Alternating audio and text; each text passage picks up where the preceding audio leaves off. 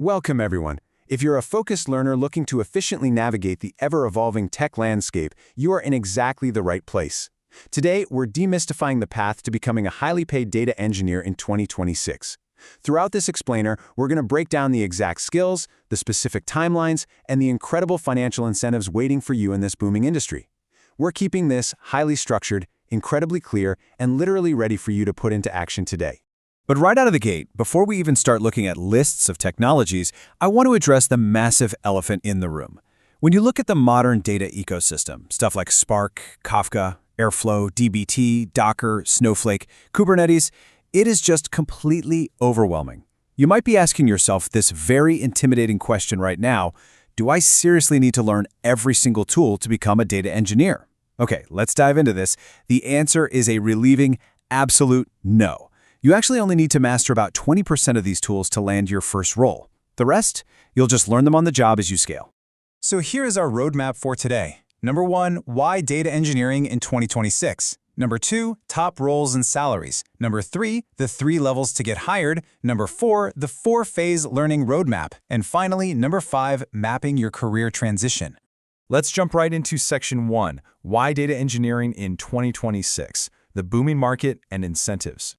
Look, before you commit 6 to 12 months of your life to learning a whole new tech stack, you really need to understand the massive why behind this career. Why is this specific role getting so much attention and, frankly, so much budget from companies worldwide? Now, what's really interesting about this slide is that the median salary for data engineers in the US market right now is a staggering $131,000. And as you build your expertise, those senior roles, they can easily command up to $220,000.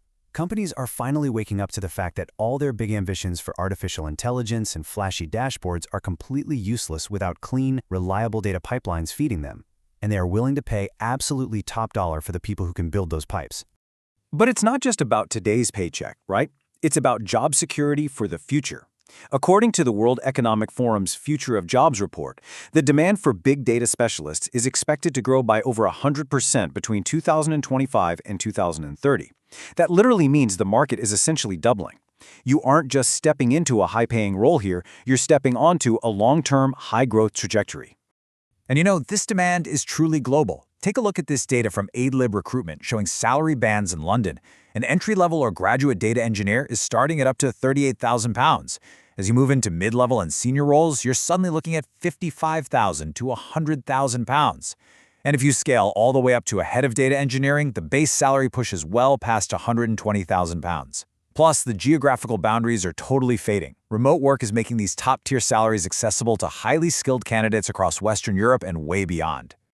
Moving on to Section 2, top roles and salaries, specializations, and global demand. So the term data engineer is actually a pretty broad umbrella. As the industry matures, we're seeing all these specialized niches emerge, and each one commands a massive salary depending on the specific infrastructure you focus on. And this brilliantly illustrates how different backgrounds naturally align with these lucrative specializations. If we look at the Indian market, a big data engineer dealing with massive scale can earn up to 17.8 lakhs per annum, which is perfect if you're already learning Python. Cloud data engineers, folks working with AWS or Azure, push up to 20.9 LPA. But check out the data warehouse engineer, up to 28 LPA for experts in SQL and business reporting. Analytics engineers and data platform engineers also show massive earning potential. The key takeaway here, you can totally lean into what you already enjoy, whether that's cloud infrastructure, deep SQL analytics, or back-end coding, and find a highly paid niche just for you. All right, Section 3, 3 levels to get hired, scaffolding your tech stack. So how do we actually learn all this without totally losing our minds? We're going to take that massive, intimidating list of tools we talked about at the beginning and scaffold it into 3 distinct, manageable tiers. Here's Level 1, the hireable data engineer. This is the bare bones, the absolute minimum you need to land your first job. Notice what is not here. There's no Kafka, no Kubernetes, no PySpark. You only need 3 things.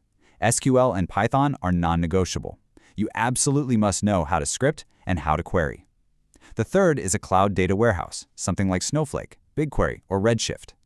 Your only goal at this level is to prove you can extract data from a source using Python, transform it using SQL, and load it into Snowflake. That's the whole shebang. Master this, and you are hireable.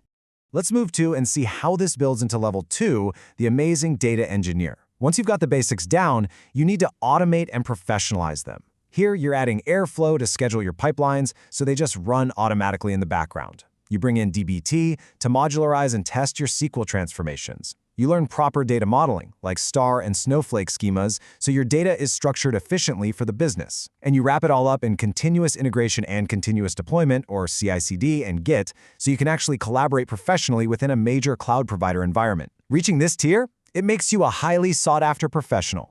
Finally, we hit level 3, the Master Data Engineer. This is where you're handling massive scale and real-time processing. This is when you finally learn PySpark for distributed data, Kafka for live streaming, and great expectations to ensure flawless data quality. You'll containerize your workloads with Docker and Kubernetes, and you'll manage your infrastructure as code using Terraform. You'll also dive deep into lakehouse formats like Apache Iceberg. This is that senior tier that pushes you right into that $200,000 plus salary bracket. But remember, you absolutely do not start here. Which brings us to Section 4, the 4-phase learning roadmap, your step-by-step execution plan. Now that we know the levels, let's operationalize this. This is your literal step-by-step execution plan for the next 6 to 12 months. The golden rule here is chronology. You must move through these phases in order. Phase 1 is strictly fundamentals: Python, SQL, Git, and basic Linux. Seriously, do not touch a cloud platform until you can write clean code and complex SQL queries. Phase 2 introduces storage and modeling. Understand relational databases like Postgres, move over to Snowflake, and learn dimensional modeling. Only then do you hit Phase 3, scaling and ops, where you finally introduce Spark, Airflow, and cloud platforms. And finally, Phase 4 is professionalism, where you tie the whole thing together with Terraform, dbt, and automated deployments. I can't stress this enough. Skipping to Phase 3 without mastering Phase 1 fundamentals is a guaranteed recipe for failure. So the crucial point is, how do you prove you've actually learned all this? Because let's be real, a resume just listing these tools is basically meaningless in 2026. Your secret weapon is the end-to-end portfolio project. You need to build a system completely from scratch. Maybe you're extracting data from a public REST API using Python, loading it into a raw schema in Snowflake, transforming it with dbt, and scheduling the whole pipeline with Airflow. Put all that code on GitHub along with a crystal clear architecture diagram. When an interviewer sees a working, automated pipeline like that, that is the definitive proof that you are ready to be hired.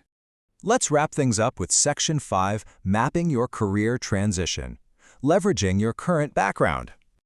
Chances are you probably aren't starting from absolute zero. Let's look at how your current role actually gives you a massive head start in this roadmap. Let's break this down.